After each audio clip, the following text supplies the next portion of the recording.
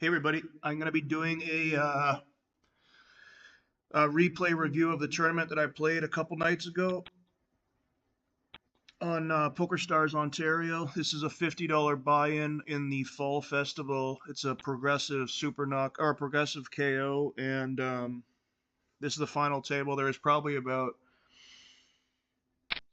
let me just think for a second, like 500 players or something that entered. I can't really remember. Let me just think what the prize pool was. Maybe, yeah, something like that. Maybe 300 players. Yeah, 300 players or so. This is the final table. I'm going to make commentary on any hands that I think are worthwhile. So I haven't been able to make a lot of tournament videos because I'm not playing as many these days, and also when I do make a final table, usually I have some cash tables going on the side, so I can't really record and play at the same time because it doesn't record properly. So I just figured I saw they have the replays from the fall festival, so I'll just do a commentary on this one, talk through a few hands. Yeah, this one here I just had the pair. I figured it was probably good being checked to and took it down, kind of giving protection against overcards that could come on the turn.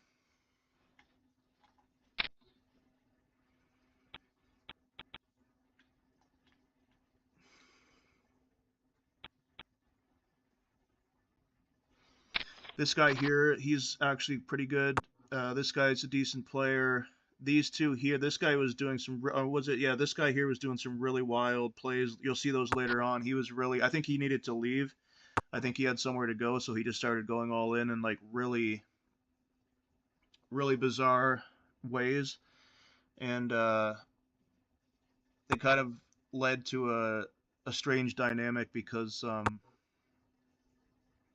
he was really, it just led to an ICM problem for everybody, and it was like it's obviously it's a good thing, but you'll see later that he actually got lucky against the guy and kind of screwed him over. So it's nice to have a guy shoving into you and when you pick up a big hand, but there's always that chance that he can still get lucky, right? So, and here I have Ace King, and this is $76 bounty. So Ace King, I'm definitely going to try to isolate and get the money in and get the bounty. Lucky got a good flop there. Been getting a lot of good flops recently. That's what kind of happens in tournaments. Like you'll just go on runs where you could go like a month and lose every flip, and then you'll go a couple weeks and you'll win. Like you can't. It just you'd like more. You'd like it to be more in the middle. You don't really like it when it always seems to go like that where you either you're winning every flip or you're losing every flip, and sometimes it can go months, where you're just losing every big hand, every big spot like that, and that's where all the variance is when it comes to Holdem, and there is a lot of variance. So that you can like on the old site on World Pokerstars, you can go like literally 5, 6, 7 months a year of just losing every big hand, and it can like really mess with your head. So, but on the smaller sites where the pools aren't as big, like in Ontario and like Party Poker World, there's not going to be as much variance because when you're playing pools with like 300, 500 players as opposed to 2 or 3,000, there's a lot less of those. You don't have to win, 20 flips in a tournament, so there's still luck and obviously a lot of luck involved, but it's not the same.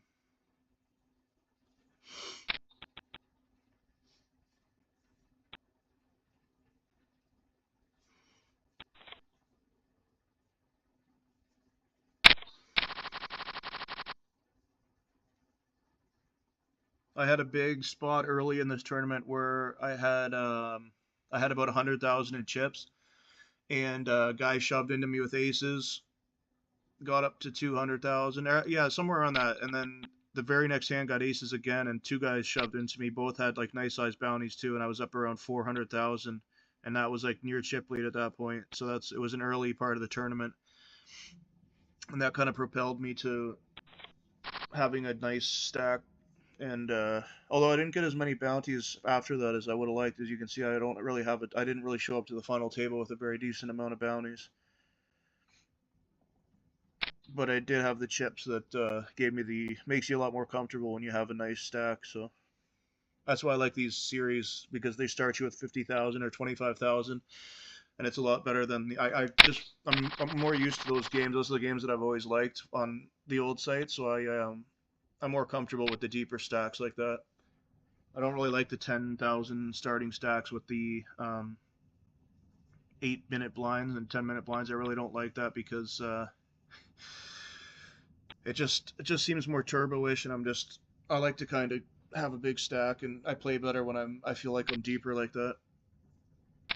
So that's why I kind of always like the series like Scoop and W Coop and all these Ontario series I like too. I'll usually show up for them.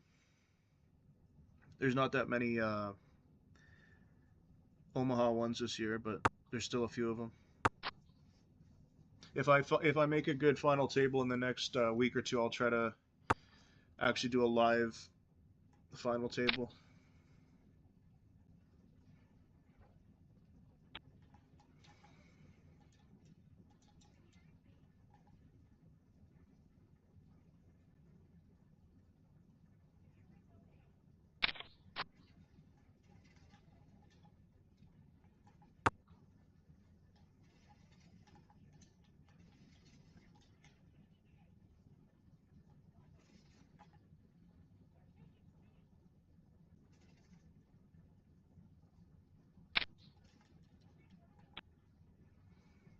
Hmm. I didn't know he ended up folding that. That's kind of a weird fold there. I guess I didn't see what the amount was, but yeah, I guess maybe he didn't have enough to.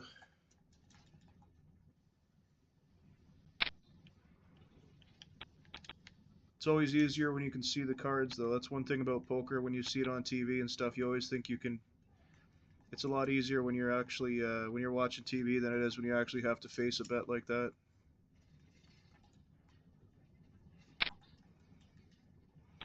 Yeah, I remember this hand here. I know this guy, and I know he's pretty good, and he was putting a lot of pressure on me the whole even tables before, and definitely at the final table, he's putting a lot of pressure on me, and I figured that was like a light 3-bet trying to take control of the pot, and I just figured I'd take my chances there.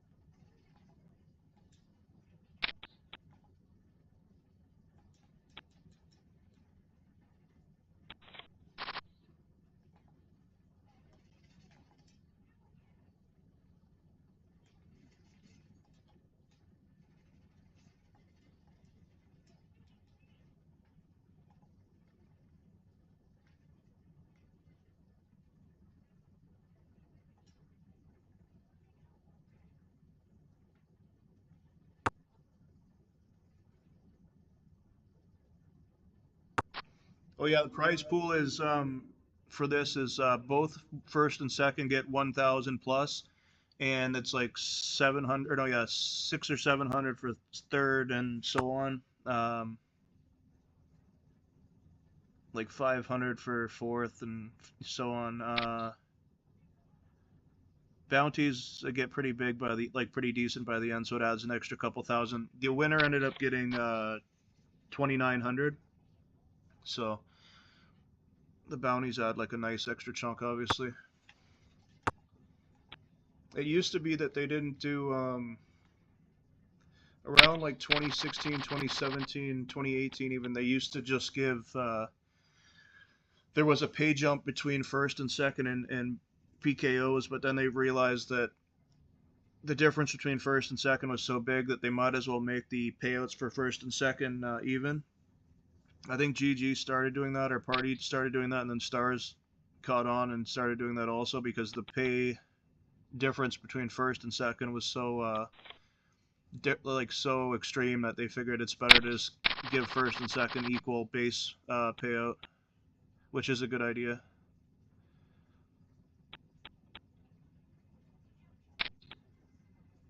I like this format. I like the mystery bounty too. It's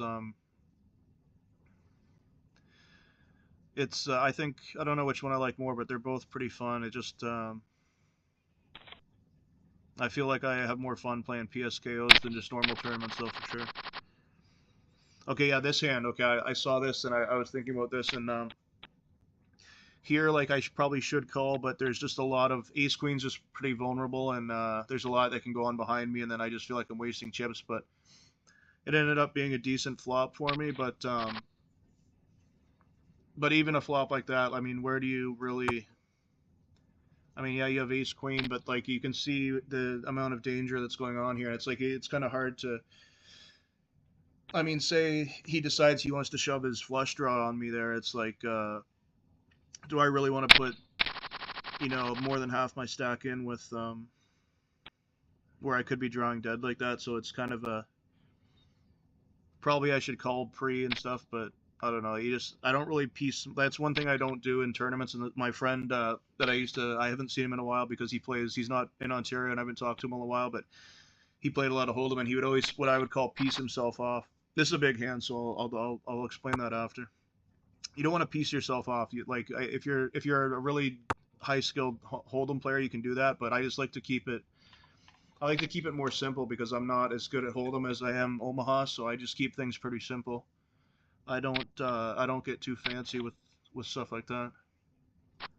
So yeah, that was just a cooler for him, and that was $100 bounty there for me. I remember seeing that, hoping that he didn't have a flush draw, and it was nice to see that he was pretty much dead. So I didn't know what to expect there. I figured maybe lower set or something, but I was happy to see that he didn't have a flush draw, though. I remember that. I'll be back 1 second.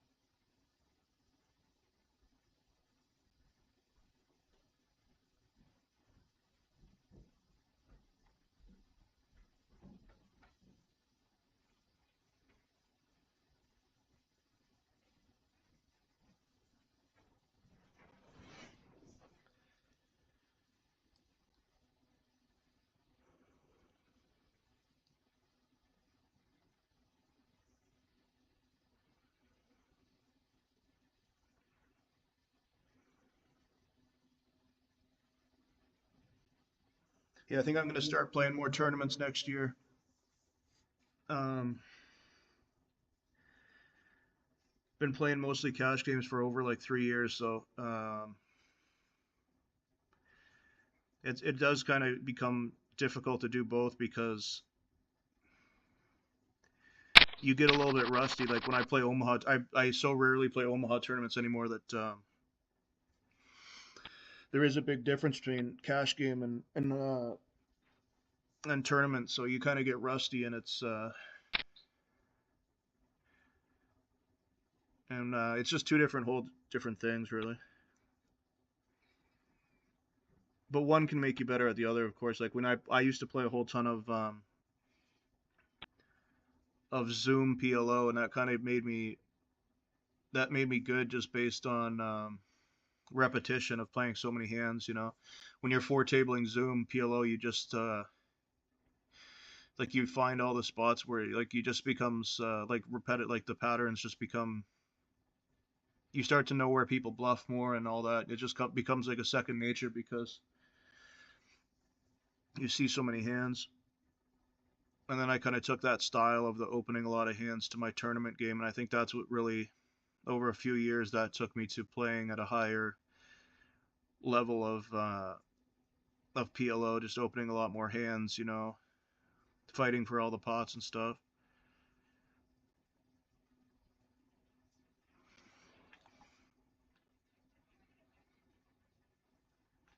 This hand, oh yeah, this was after break, and I was getting something to eat or something. So I remember I came back and I saw the ace five and just quickly pressed call.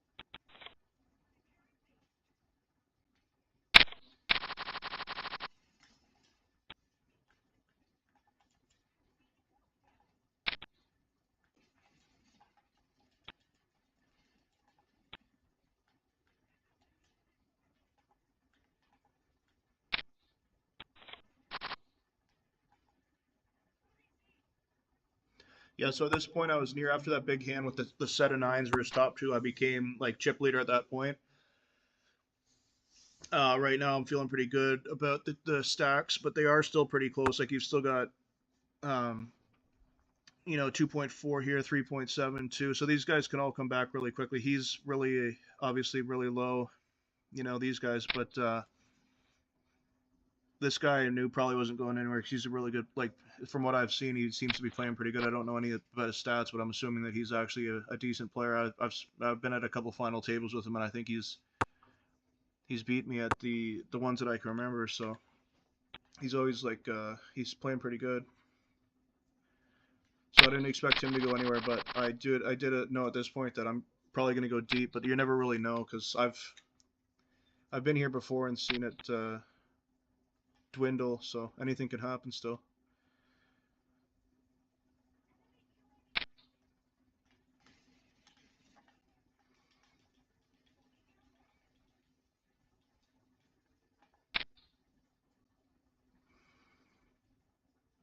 Yeah, I remember this, and this is a pretty ballsy. Well, actually, yeah, this is a decently. He's got them covered quite a bit. I don't know that I recommend this because, um, well, yeah, with that chip stack, I guess it's okay to go after the $120 bounty. But with an early open, you never really know. Usually, it is exactly this that they're kind of weak because they're just going after the bounty. But anytime there's an early open and a call, you never really know. But actually, I do think that that's a pretty decent shove there with his stack size. If he's putting his tournament on the line, then I don't really think. I think it's just you just want to call, but and try to hit the set or something. But um, since he has them covered so well, even if he loses, he's still got 2 million, so it's not that bad.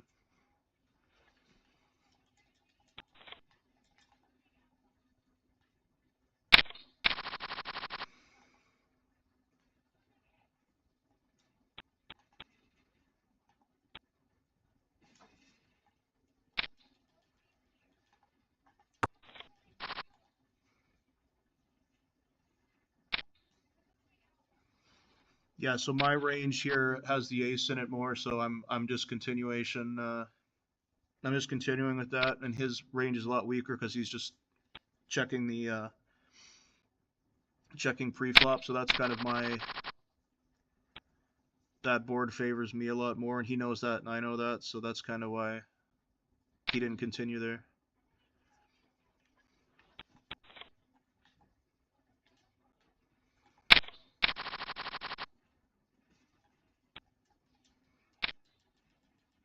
Yeah, this is where he started getting real crazy, and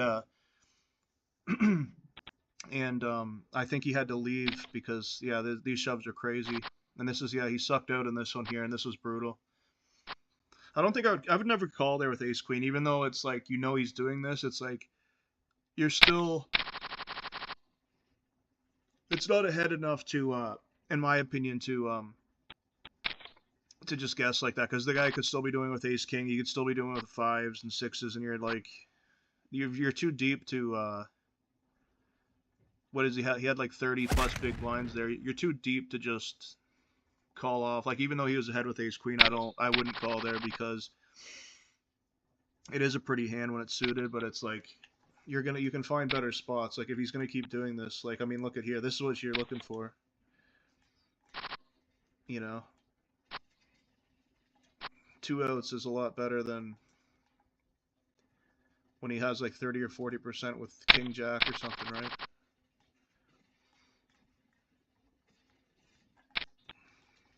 I mean he could even be doing that with like 9-10 suited, and then you have the tens and you're like have him really dominated. As it turns out, now that I see it, he did actually have some hands when he was doing that, but it's still absurd to be shoving that much with these type of hands.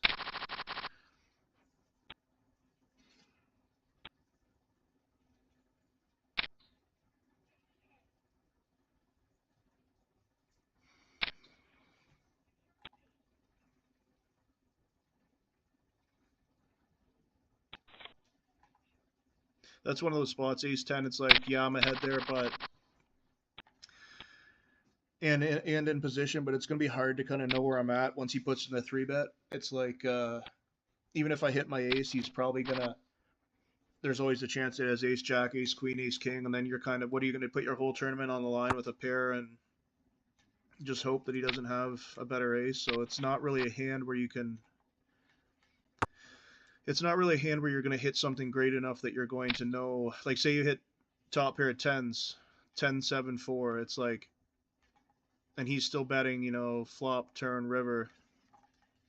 Are you really sure that he doesn't have jacks? Are you really willing to put your that many big blinds on the line with just top pair? I mean, that's not really the way that I play. Like I want to have something real serious when the chips go in. So you kind of want to know. You want hands that are more, and that goes for Omaha too. Like 5-card Omaha, you want to know kind of. You want hands that are gonna put you where you know where you stand. You don't really want to be guessing. So that's why I let that one go.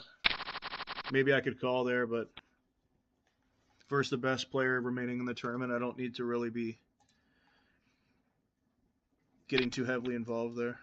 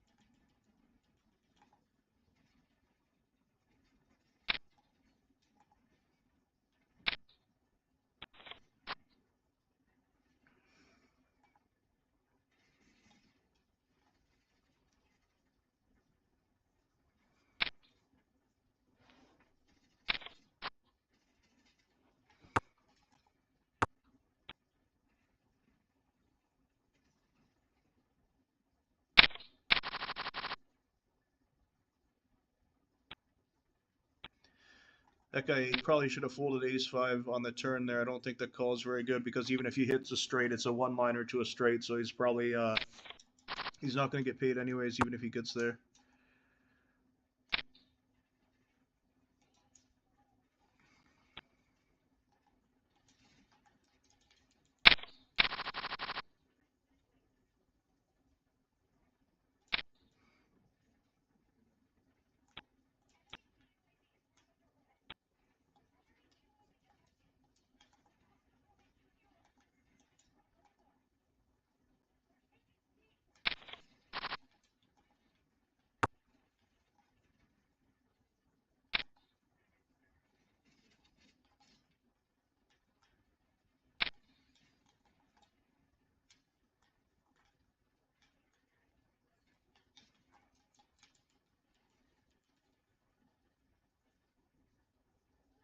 I like this play here. I think I remember this hand. Yeah, because the bounty's on the line, $200. You give yourself a chance. Even if the guy has ace-10, you still have your club out, so it's like it's worth taking the. I don't like this guy's bet though. The queen-10, you shouldn't really be betting if you're going to fold with that stack. But I like the reshove with ace-6. Obviously, $200 bounty. If he needs a club, he's still got that as a backup. So.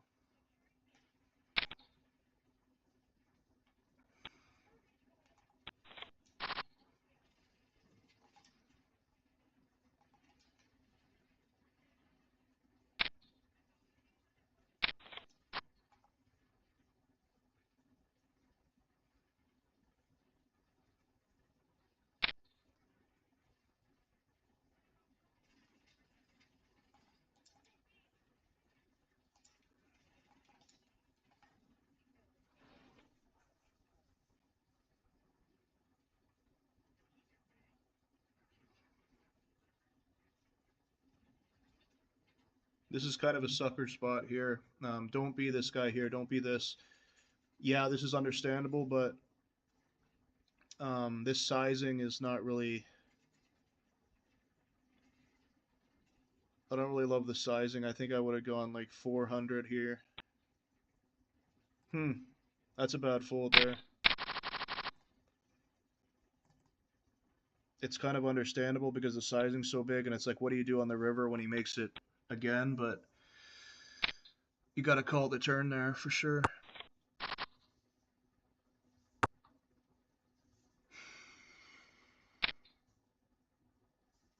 Because, yeah, he wouldn't bet 700 with a king, I don't think. Yeah, no. So.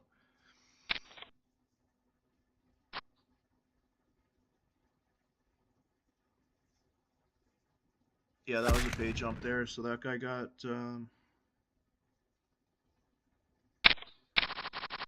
Yeah, 373 plus he had a $200 bounty, so he probably got about around 700 total. I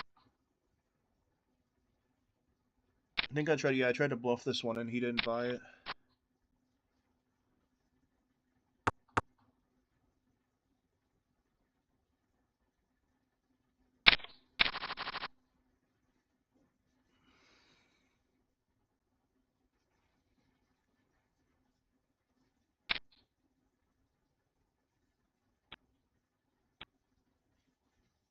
At this point, I'm not really liking things because now I'm like pretty much, yeah, I'm 4 out of 4, and I had a nice chip. But this is kind of my style. I'm not the guy that's making all the. I'm not really the guy that's doing all the. I usually sit back and kind of wait and just pick my spots. I'm not really the. I'm more of a. Like, you know what, like ICM, I take pretty seriously because that's kind of how I came up playing on party and stuff. I played a lot of small field tournaments, and I just realized there's a few things that I'm really good at with Holdem, like my push fold 10 to 20 big blinds. I like my game on that. I like my ICM game. I don't really play like the huge stack, super aggro style with Holdem. Obviously, long term, it's good to get the bigger scores more often, but there's a lot of variance and to play that style, and you have to be, like you have to. I don't think my Holdem skill level is high enough to play that aggressively at it. I just kind of play a more basic,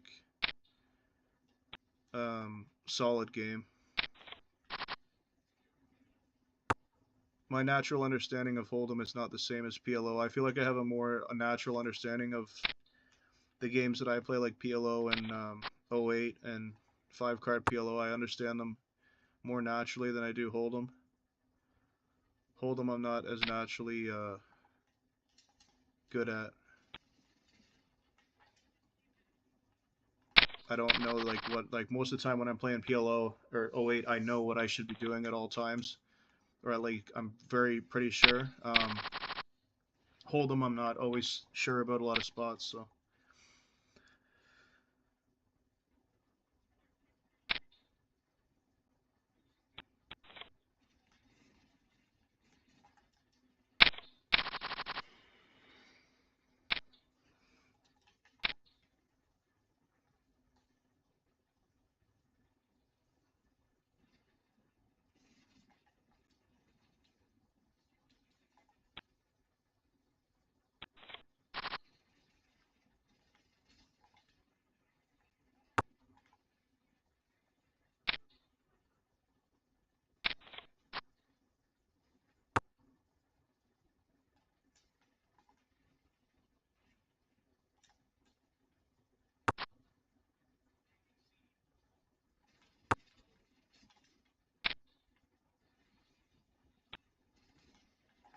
There is some talk that Ontario poker may be coming to an end and we may be going back to World soon. So I don't know when that'll happen, but it's been a fun 3 years and I can't complain. It's been a nice relaxing break. Oh, I wouldn't say relaxing actually because of all the extra cash game hands and stuff, but it's been easier. I think we all got a lot weaker on Ontario, but it was a lot easier to make a lot of money, and I had a lot of bad beats, jackpots, and a lot of rake back from the cash games. So it's nice to play. Like it's obviously it doesn't last forever, and it wasn't as easy as it was when I first started, but it's still pretty easy. Like there's a lot of times when you'll sit at a cash table and six-handed, and the other 5 players are all epic fun players, which like it's pretty common. That's like you never see that on World. On World, you might see one fun player in a six-handed game, like if you're lucky, or one or two, like max. To sit there and have 5 epic fun players on your table is just like, I mean, yeah, it's crazy. So at first, when Ontario started in 2022, I didn't like it. I thought it was going to be bad, but then I started playing the cash games, and I realized that with the rake back and stuff, like Stars especially was doing really good at the time. They were giving like leaderboard money every day, and oh man, it was like you were getting a lot of chests for leaderboards. Like I was getting like $100 or $200 a day, and just leaderboard and rake back chests. So once I realized that, plus how easy the game is, where I was like, wait, this is actually quite good.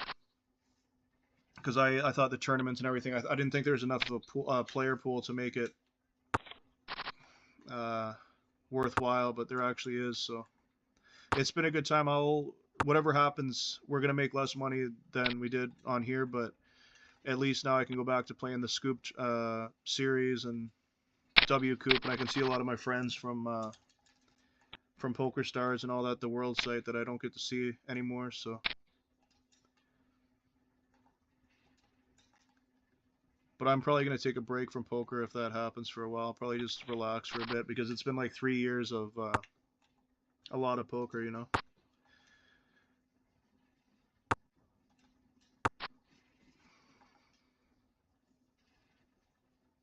Yeah, I tried to take this one too, and he caught me out.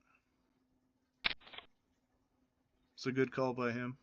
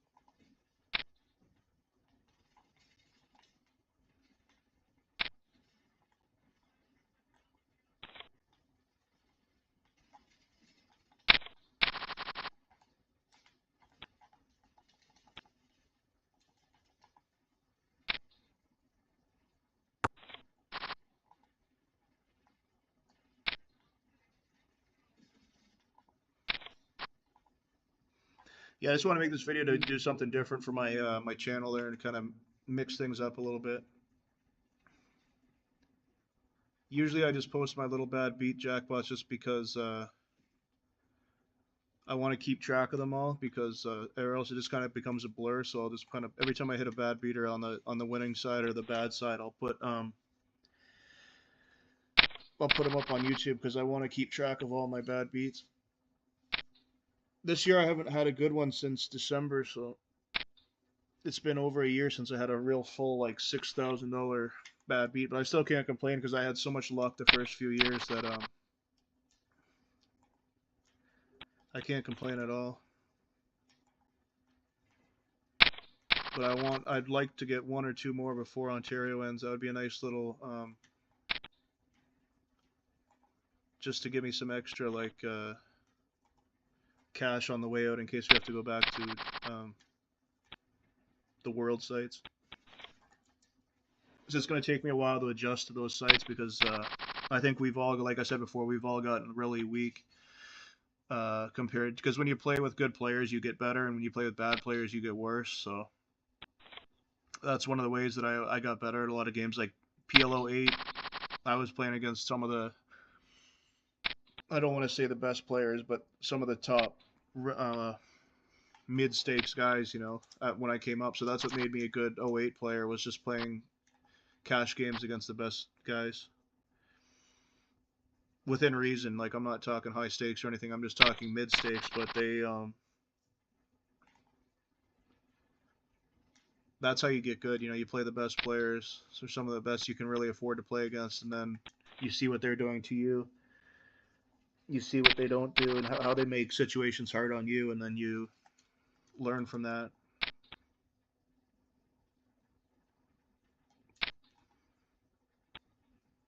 But with Ontario, we're playing against such a bunch of like, there's still good players. Don't get me wrong. I'm not trying to be rude or anything, but compared to the normal pool, it's like it's a really weak field. So when you play these type of players for 3 years, and then you go back to playing guys that are like top guys, it's not going to be fun for a while. And plus, with Russia gone and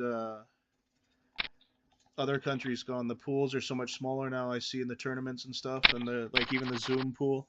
I don't even think 51 doesn't even, from what I see, barely even runs on Zoom. It's all like, yeah, barely even anything over like 10 or 25. Anything over 25 Zoom doesn't really run from what I see. I'm sure it does, but every time I look, there's not a lot of players, so there's not a lot of people on Pokerstars. There's not as many as there used to be, of course, but Russia was a big country for recreational players. So was Canada, with Ontario leaving. That's why I have the two of them. Okay, so that guy's out. Another nice bounty for him. Now we're three-handed. At this point, I was just kind of like hoping that I could get into second, because the difference between third and second is like five, or no, yeah. This third was 640, I believe, and first and second are both like 1,400 or something. So there's like a $400 difference, and I was just hoping somehow that they would clash and I would at least get second, and then I could fight for first after that. But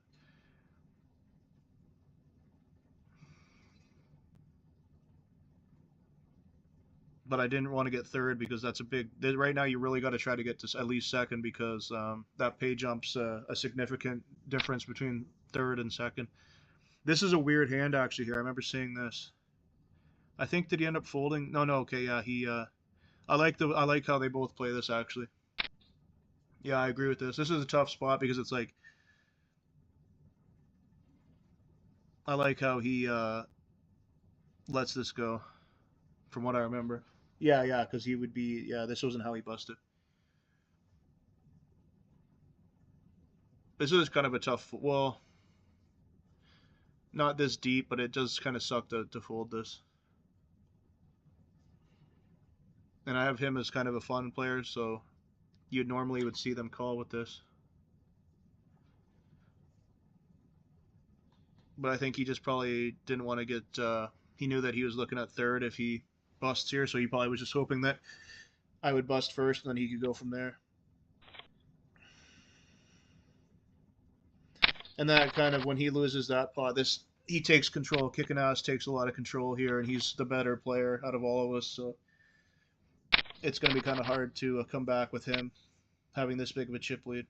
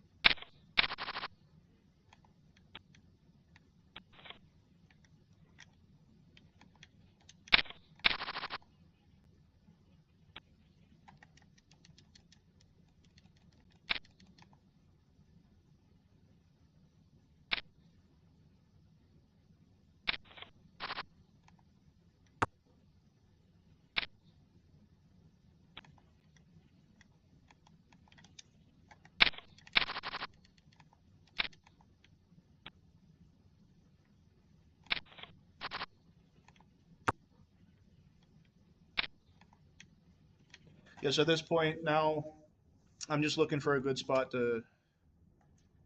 I'm looking for a good spot. Oh, yeah, this is when I think I went on my phone. I went out to smoke a cigar, and I ended up on my phone for a while, which kind of sucked because I got heads up and was still on my phone. So it's not really an easy way to play when you're kind of busy. The phone. I don't like playing on the phone. I always like to play on the computer. It's kind of not easy to use your hands when you got one hand busy and you try to use one hand to play. It's not really. Okay, yeah, this is where this guy busted. I remember this. This is a pretty bad play by him. You're not really beating anything. Nothing worse is going to call you on that. So then we got heads up here. He had a huge chip lead, so I was just trying to double up and hope a miracle could happen that I could come back. But right now I'm happy I got the pay jump. So he got, yeah, so 671 for third, but he had a bunch of bounties, so he probably got probably 1,000 or yeah, he got around 1,200 or so for third.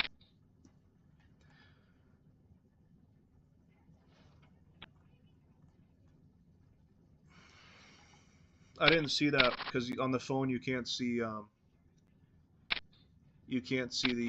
talking. So I normally would have said good luck back to him. I wasn't kind of trying to be rude or anything.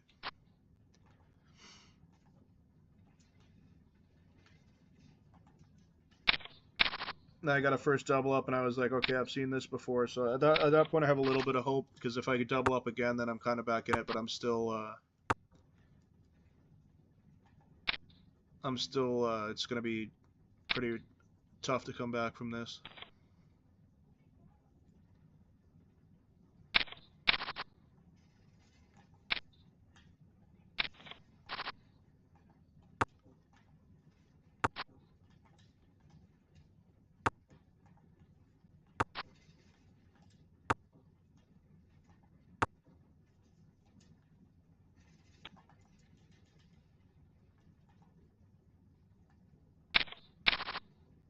I didn't get many hands heads up to. He kind of owned me. I gotta admit it. He just outplayed me. All my bluffs didn't get through. He just played better. He's just a better Holdem player. Yeah, it's just the way it goes, And it was going to take some luck for me to come back, So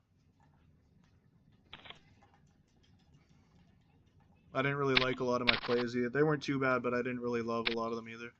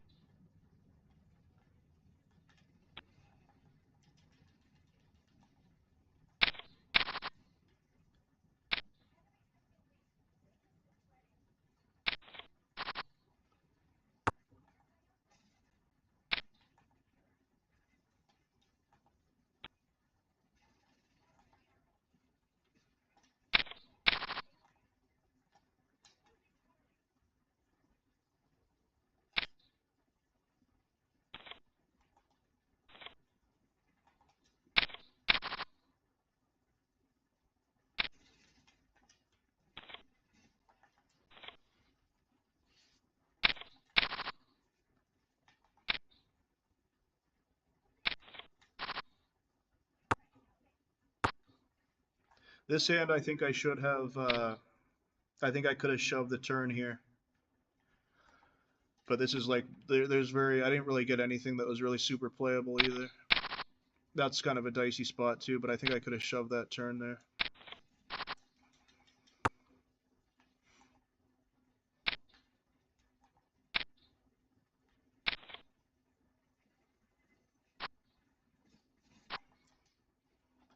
Yeah, so I got the double up there. Feeling pretty good about that at the time. I remember thinking now I have a decent chance because if I double up here, then we're back to even, but it's still a long road to do that.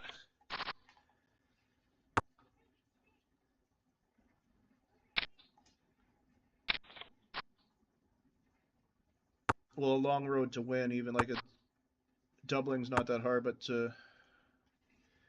first I got to get even, then I still got to come all the way back and win, so at even stacks versus a player who's better than me.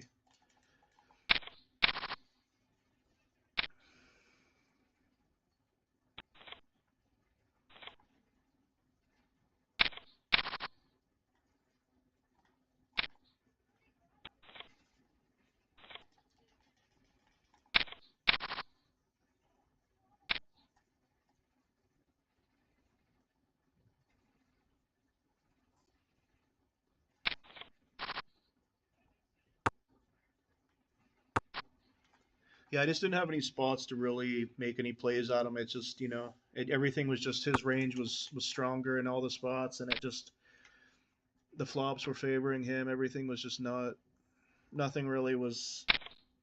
There's nothing really for me to do. I don't. This hand is interesting here. I remember this.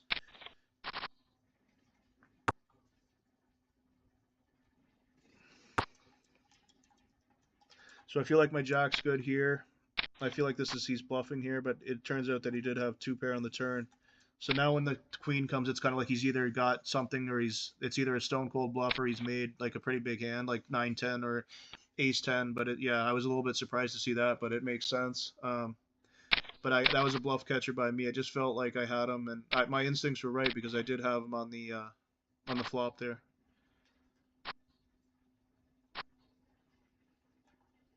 That was just an instinctual play there. But then I'm super short here, and I just pretty much I just gave up. Yeah, 8 big blind shove, just trying to take it down, but got called. And that was that. I got second place. He got first. He got, at the end, I looked at the numbers. He got 2,900 with all his bounties. He had a lot more bounties than me, and I got around 1,400 for second. I had about 400 in bounties and $1,000 for second. So overall, it was a good tournament. And I'm going to start playing a lot more Holdem tourneys and stuff. So I'd like to do a live final table. So stay tuned on the channel. I figured I'd do this to mix things up and have a different type of video out there. So for everybody that likes Holdem, maybe they can learn something from the video or make a comment about something that I played wrong there. Let me know. I don't think I did too much that was too out of line. Anyways, thanks for watching, everybody. Thanks. Bye.